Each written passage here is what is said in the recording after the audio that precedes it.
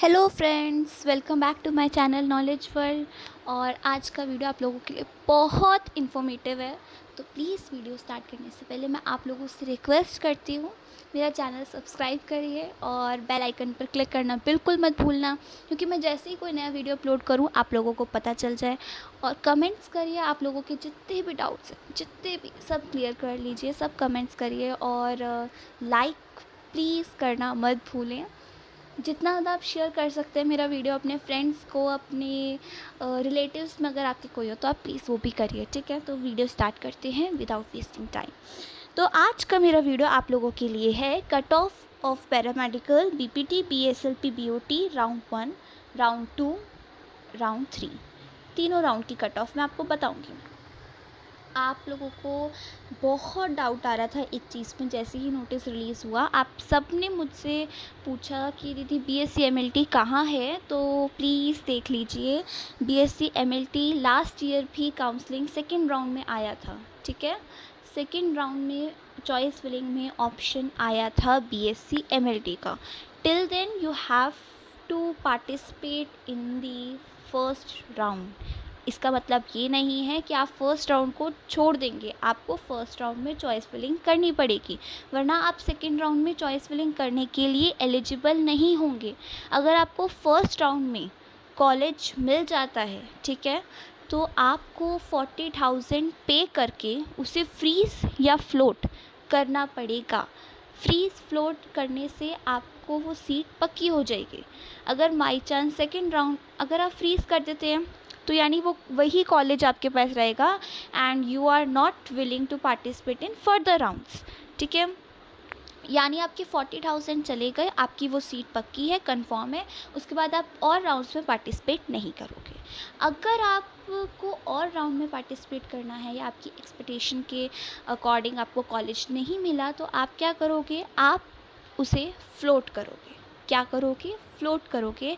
मैं आपको बार बार अच्छे से बता रही हूँ कि कभी कभी क्या होता है, जल्दबाजी के चक्कर में आपके पास इनफ टाइम है, आप अपना टाइम लीजिए, आराम से पेरेंट्स के साथ डिस्कस करिए कि इसकी इतनी फ़ीस है, इसकी इतनी फ़ीस है, या हम किस कॉलेज को अफोर्ड कर सकते हैं, कौन सा कोर्स ले सकते हैं, कौन सा कोर्स आगे बेटर स्कोप रहेगा आपके लिए, आपका क्या इंटरेस्ट है। सबसे मोस्ट इम्पॉर्टेंट चीज़ होती है जब हम चॉइस फिलिंग करते हैं कि हमारा इंटरेस्ट क्या है। आपका इंटरेस्ट अगर बीएससी एमएलटी के लिए है सो प्लीज़ आप बीएससी एमएलटी भरिए। अगर आपको थोड़ा सोशल वर्किंग टाइप और मतलब बच्चों से या मतलब थोड़ी सिंपैथी वाला काम करना है, sympathy is the wrong word I can say. अगर आपको थोड़ा मतलब सोशल वर्क करना है, सोशल वर्क हम हर चीज़ में करते हैं, बट होता है ना, किसी किसी को लगता है कि हाँ मैं किसी की हेल्प कर सकूँ, कोई बोल पाए, कोई सुन पाए। तो अगर आपको इस टाइप पे वर्क करना है तो you can go for audiology and speech language pathology. And अगर आपको चाहिए कि आप कोई चल पाए, आपके कारण कोई चल रहा है, आप उसे देख पा रहे हैं, जैसे किसी की एक टांग नहीं है और आप उसकी हेल्प कर पा रहे हैं उसकी टांग को रिप्लेस करने में, तो आप क्या कर सकते हैं, बीपीओ कर सकते हैं, prosthetics and orthotics. It is also very good course. अगर आपको लग रहा है कि हाँ एक पैरालाइज है और या फिर एक मतलब व्हील चेयर पर पड़ा हुआ इंसान है और आप उसको फिज़िकल थेरेपी दे सकते हैं, तो आप you can go for BPT. अगर आपको लग रहा है कि छोटे छोटे बच्चे हैं या बड़े भी हैं, दे आर एबनॉर्मल और वो नहीं बोल पा रहे हैं या सही से नहीं चलते हैं, उनकी आपको डेली हैबिट्स में चेंज लाना है, आपको उन्हें नॉर्मल के साथ कैसे डील करना है ये बताना है, आप उन लोगों के साथ रहना चाहते हो, उनसे बात करना चाहते हो, so you can go for PUT. मैंने आपको सारे कोर्सेज़ का ब्रीफ में डिस्क्रिप्शन में दे दिया। अब ये आपके ऊपर है, बीएससी एमएलटी का है कि अगर आपको लगता है कि हाँ आपको थोड़ा डॉक्टर वाला फ़ील चाहिए, डॉक्टर वाला फ़ील आपको हर कोर्स में मिलेगा, बट इन द सेंस कि मतलब ब्लड से रिलेटेड या फिर बॉडी फिजियोलॉजी से रिलेटेड अगर आप लोगों को चाहिए तो आप बीएससी एमएलटी में जा सकते हैं। आगे बढ़ती हूँ, चॉइस फिलिंग का मैं बता रही थी, फ्रीज फ्लोट आपको करना है। तो चॉइस फिलिंग से सबसे पहले होती है कि आप किस कोर्स को परस्यू करना चाहते हैं। सेकंड जो मोस्ट इम्पॉर्टेंट चीज़ होती है, फर्स्ट मोस्ट इम्पॉर्टेंट बता दिया, सेकंड मोस्ट इम्पॉर्टेंट होता है कि आपके पेरेंट्स कितना अफोर्ड कर सकते हैं। That is the most important thing कि आप अगर इस कोर्स को देखो, पेरेंट्स के कारण आप कहीं से भी अपना मतलब बैक फुट मत ले लेना, क्योंकि हमारे पास और भी चीज़ें होती हैं। मैं आप लोगों को बहुत डिटेल में बता रही हूँ। आप लोन के लिए अप्लाई कर सकते हैं अगर आप प्राइवेट कॉलेज में जा रहे हैं, ठीक है। आप लोगों को गवर्नमेंट लोन प्रोवाइड करती है, आप उसके लिए जा सकते हैं। और NSP नेशनल स्कॉलरशिप पोर्टल पे जाकर आप लोग अपनी स्कॉलरशिप के लिए अप्लाई कर सकते हो। तो बहुत हमारे लिए अपॉर्चुनिटीज़ हैं। तो अगर पेरेंट्स से बस आपको ये डिस्कस करना है कि मैं इस कोर्स को परस्यू करना चाहता हूँ या इस कोर्स को परस्यू करना चाहती हूँ, और इसमें हमारा इतना सम ऑफ अमाउंट लगेगा, और ये कॉलेज ऐसा है, इसका ये स्कोप रहेगा। क्योंकि हम क्या करते हैं, हम पढ़ाई कर रहे हैं, हम एक तो अपने लिए करते हैं, एक अपनी फैमिली के लिए करते हैं। तो family is also most important part of our life, ठीक है। तो हम फैमिली को पीछे नहीं छोड़ सकते। तो हमें क्या करना है, हम जिस भी कोर्स को लेंगे उससे पहले, कोर्स की चॉइस फिलिंग करने से पहले जब कॉलेजेस आएंगे तो आपको अपने पहले खुद से पूछना है, फिर अपने घर वालों से पूछना है। लेकिन करना वही है जो हमारा मन करे। हम सबका ओपिनियन लेंगे, ठीक है, हम सबका ओपिनियन लेंगे। क्योंकि कभी कभी क्या होता है कि दूसरे को ओपिनियन सुनने से हमें पता चलता है कि हाँ, इसके क्या ड्रॉबैक्स। अब जैसे आप कई सारे चैनल्स पर जाते हो, जैसे मेरे भी वीडियोस आप देखते हो, यूट्यूबर्स के चैनल्स पर जाते हो, क्यों करते हो? क्योंकि आपको लगता है कि हम इधर से नॉलेज ग्रैब्स करें, उधर से ले, उधर से ले, उधर से लें, ताकि आप लोग अच्छा डिसीजन ले सके, ठीक है। हम भी वही करेंगे। हमारे जो सबसे बड़े हितैषी होते हैं, हितैषी मतलब हमारे जो वेल विशर होते हैं, सबसे बड़े वो होते हैं हमारे खुद की फैमिली मेम्बर्स। तो हम उनका सपोर्ट भी लेंगे, उनसे पहले डाउट क्लियर करेंगे। उसके बाद हम क्या करेंगे कि हमारा स्कोप क्या रहेगा आगे, क्योंकि फ्यूचर के लिए भी बहुत इम्पॉर्टेंट रहता है। ये 3 चीज़ें मोस्ट इम्पॉर्टेंट है। और फोर्थ मोस्ट इम्पॉर्टेंट है कि हमें जल्दबाजी बिल्कुल नहीं करनी है, आराम आराम से चॉइस फिलिंग करनी है। हमारे पास इनफ टाइम है, हम अपना पूरा टाइम लेके करेंगे, ठीक है। इसका मतलब ये नहीं है कि आप लोगों ने खूब टाइम लिया और फिर लास्ट के दिन में करो। 12 के 5 PM से स्टार्ट होगी, 15 के 11:59 तक चलनी है। तो यानी आपको 12 के बाद वाला दिन, यानी कल का दिन आधा, और 13 का पूरा दिन, 14 का आधा दिन, इतने दिन मान के चलो। आपको इतने दिन में अपनी चॉइस फिलिंग कंप्लीट करनी है।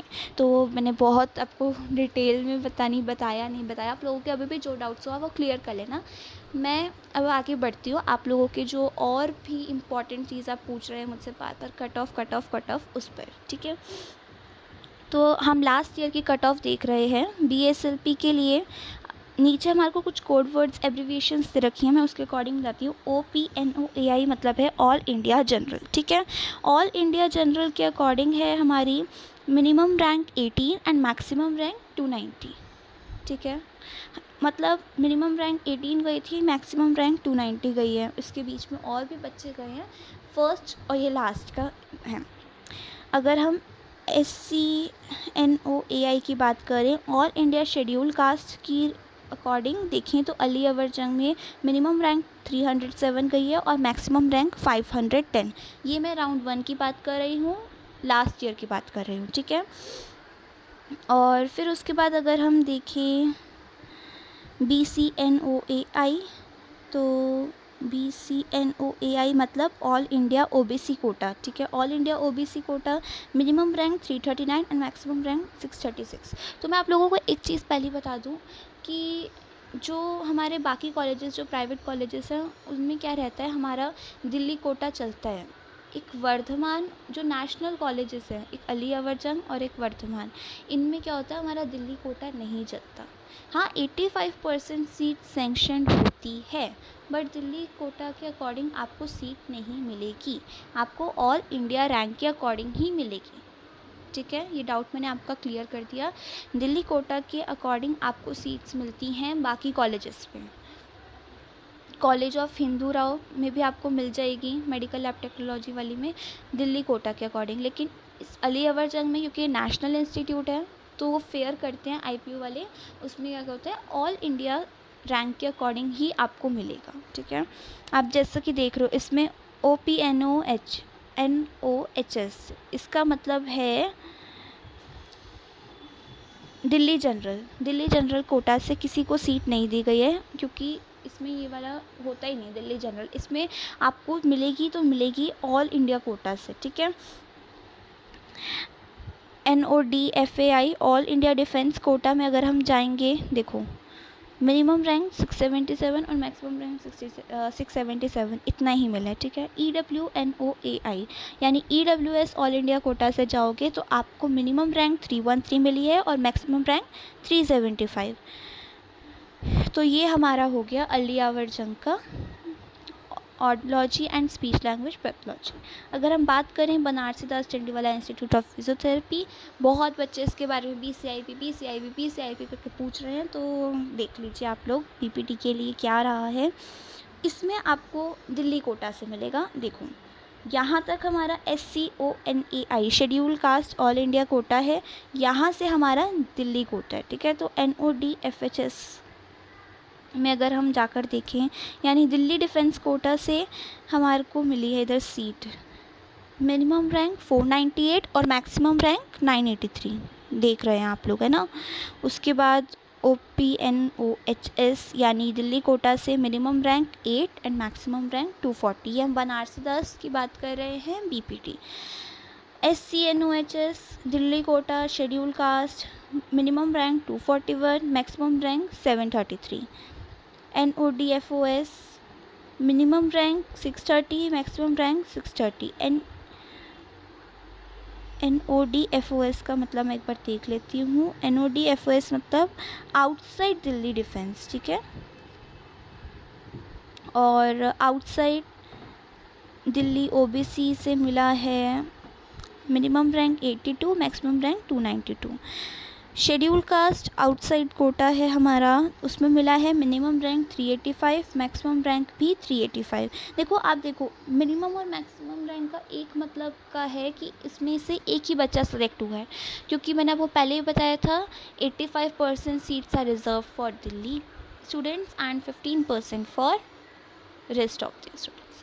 बट ये चीज़ सब कॉलेजेस में लागू होती है, लेकिन सीट आपको उस कोटा से नहीं मिलेगी, सीट आपको ऑल इंडिया रैंक के अकॉर्डिंग ही मिलेगी, ठीक है। शेड्यूल कास्ट आउटसाइड 578, इसमें एक ही बच्चा सेलेक्ट होता है 578। Occupational therapy ISIC institute of rehabilitation sciences में अगर हम चाहें तो इसमें भी सारा दिल्ली कोटा का होता है। देख लो मिनिमम रैंक 204, मैक्सिमम रैंक 438, ये हमारा दिल्ली जनरल कोटा है, ठीक है। Schedule caste minimum rank fix schedule caste Delhi, ठीक है, मिनिमम रैंक 566, मैक्सिमम रैंक 827। इसमें दिल्ली डिफेंस से कोई नहीं लिया है, आउटसाइड दिल्ली डिफेंस से कोई नहीं लिया है। आउटसाइड हमारा OBC में हमारे को लिया है 391 एंड 459। आउटसाइड दिल्ली SC में दिया गया है हमारा मिनिमम रैंक 558, मैक्सिमम रैंक 558। और ST आउटसाइड दिल्ली कोई भी नहीं दिया गया, ठीक है। नेक्स्ट हम आते हैं ISIC institute of rehabilitation sciences sector C Vasant Kunj new Delhi, जो भी BPT। इसमें अभी हमारे को दिल्ली कोटा से मिलेगा। दिल्ली जनरल को मिला है 28, मिनिमम रैंक, मैक्सिमम रैंक 318, ठीक है। SC दिल्ली SC से मिला है minimum rank 749, maximum rank 830। Defence नहीं मिला आउटसाइड दिल्ली। और OBC आउटसाइड दिल्ली मिला है मिनिमम रैंक 135, मैक्सिमम रैंक 362।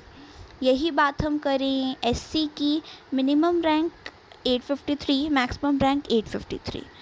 और ST की बात करें तो हमारा रहा है मिनिमम रैंक 961, मैक्सिमम रैंक 961।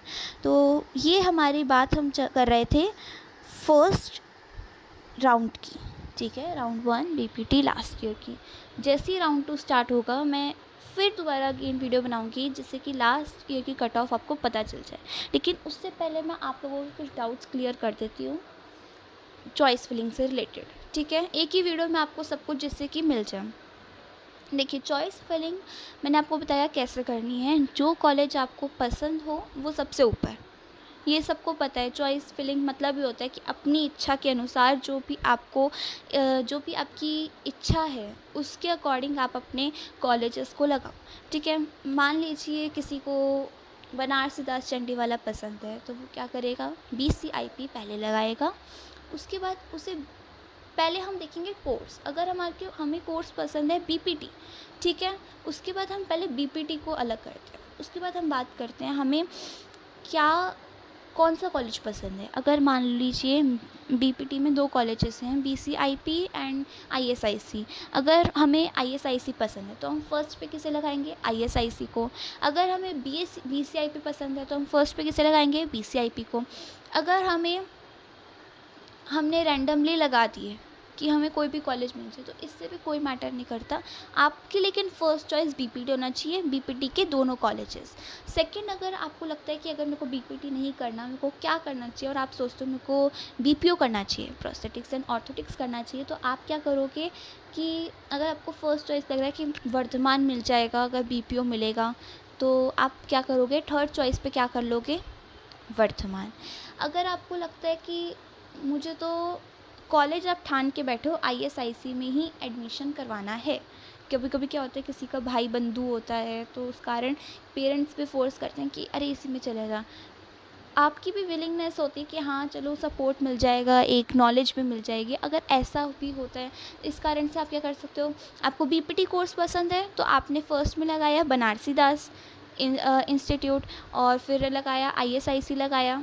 फिर उसके बाद आप सोचते हो कि अगर BPT नहीं मिला तो आपको क्या करना चाहिए। अगर आपने सोचा BPO, तो BPO में आपने फर्स्ट पे लगा लिया वर्धमान, सेकंड पे लगा लिया ISIC। अगर मान लीजिए ISIC में आपका कोई भाई बहन पढ़ता है पहले से, तो आप क्या करोगे, ISIC को थर्ड पे कर दोगे और वर्धमान को फोर्थ पे कर दोगे।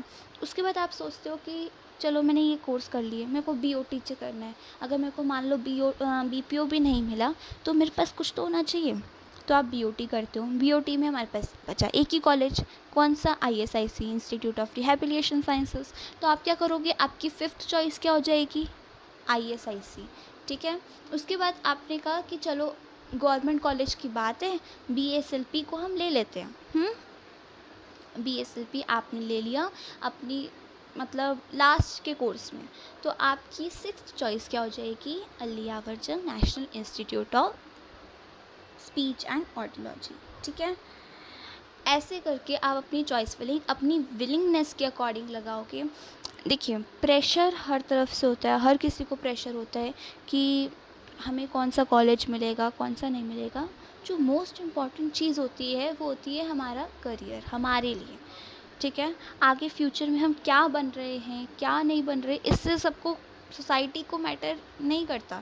सोसाइटी बोलेगी, अपना समाज बोलेगा कि हाँ तुम ये बन रहे थे, या फिर जो बच्चे नीट देते हैं, नहीं बहुत बच्चे होते हैं जो नीट देते हैं और ड्रॉपर्स होते हैं, उनके पेरेंट्स कहते हैं चलो कुछ तो कर, साल बर्बाद हो रहा है, वो इसमें जाते हैं। तो मैं आपको बता देती हूँ, अगर आपकी फ़र्स्ट चॉइस नीट है तो आपको उसी में जाना चाहिए, क्योंकि हम अगर जो उस काम को हम अपनी इच्छा के अनुसार अपनी पसंद से करते हैं, वो काम हम सबसे अच्छा कर सकते हैं, चाहे वो काम छोटा हो या बहुत बड़ा हो। अगर हम बहुत बड़ा काम लेकर बैठ गए लेकिन हमारी उसमें इच्छा नहीं है, तो हम वो काम नहीं कर पाएंगे। तो हमारी विलिंगनेस सबसे ज़्यादा इम्पॉर्टेंट है। ये जो बायो वाले बच्चे होते हैं या फिर जो 12th में साइंस लेते हैं, सबसे डिफ़िकल्ट चीज़ उनके लिए ही होती है करियर डिसाइड करने के लिए।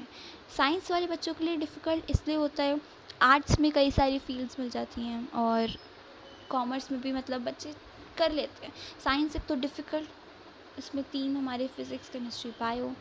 उसके बाद फिर हमारा जो कंपटीशन लेवल होता है बहुत ज़्यादा होता है। अभी नीट का रिज़ल्ट भी रिलीज़ हुआ है, आप सबको पता है। सबके, मुझे लग रहा है जिस जिस बच्चों ने दिया होगा, ऐसा तो नहीं है किसी ने नहीं दिया होगा, तो होप सो सबका रिज़ल्ट अच्छा आया हो। लेकिन क्या होता है कि नीट का रिज़ल्ट आया, अब उसमें हमारे कम मार्क्स रहे, तो फिर हमारे को सोसाइटी बोलेगी। सोसाइटी मैटर नहीं रखती, मैटर रखते हैं हम अपने लिए। तो हमें अपना अच्छा सोचना है, हमारे से अच्छा हमारे लिए कोई नहीं सोच सकता, ठीक है। तो आपके लिए बेस्ट क्या है ये आप जानते हो, आपको ये अपने आप में ढूंढना है कि आप में बेस्ट क्या है, आपको कौन सा कोर्स परस्यू करना है, ये आपको सोचना है, ठीक है।